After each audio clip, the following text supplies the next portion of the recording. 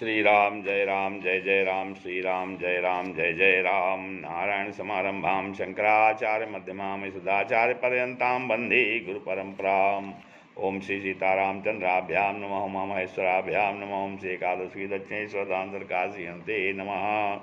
सत्संग के क्रम में आज जो है कुछ याद करने योग्य बातें हैं जिनको कि स्मरण रखने से, ध्यान में रखने से भक्ति अपने आप बनती है।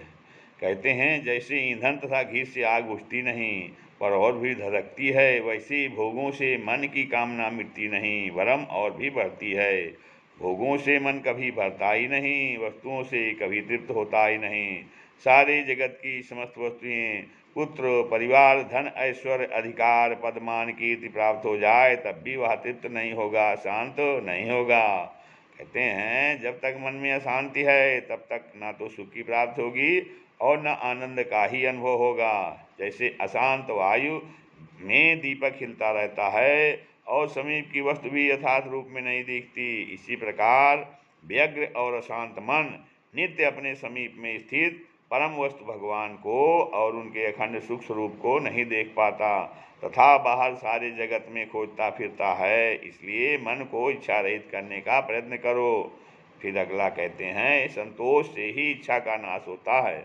संतोष न तो आलस्य का नाम है, न उद्यमहीनता का और न असफल जीवन की निराशा का ही।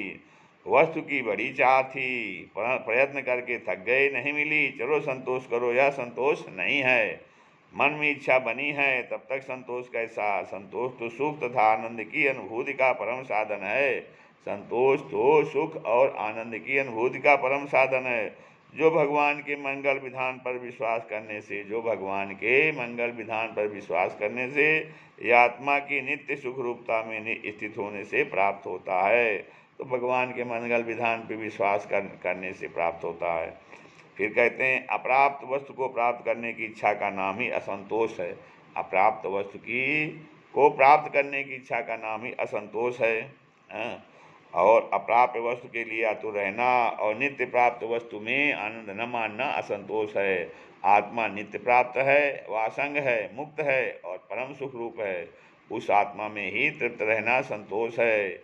आत्म स्वरूप में रमण करो और किसी बाहरी वस्तु की इच्छा ना करो, बस सुखी हो जाओगे। फिर कहते हैं याद रखिए कि शरीर के प्रारब्धानुसार संसार में जो पदार्थ मिलना है वह बिना इच्छा किए, बिना आतुर हुए भी मिलेगा ही, और जो प्रारब्ध में नहीं है वह लाख रोने, आर्तनाद करने या विविध उपाय करने पर भी नहीं मिलेगा। अपने पूर्ववत कर्म के अनुसार भोग की प्राप्ति होगी। वस्तुतः जो बोया है उसी को काटना है।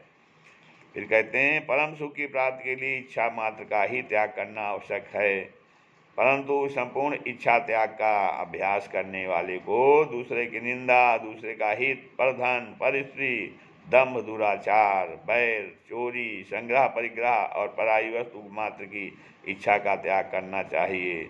जितनी ही बुरी इच्छाओं का नाश होगा उतनी ही सदिच्छा उत्पन्न होगी। फिर उन सदिच्छाओं को भी भगवान के अर्पण कर देना होगा। बाकी कहते हैं इच्छा जितनी कम होगी उतना ही सुख बढ़ता जाएगा। जो वस्तु प्राप्त है उसकी इच्छा ना करो और जो प्राप्त है उसका उपयोग अपने सुख के लिए न करके जगत के लिए करो। जो वस्तु प्राप्त है उसका उपयोग अपने लिए न करके जगत के लिए करो, इससे इच्छा का दमन होगा। जगत के प्राणी पदार्थों में सुख है ही नहीं, या दृढ़ भावना करो, इससे इच्छा का त्याग सहज ही हो जाएगा। श्री राम जय राम।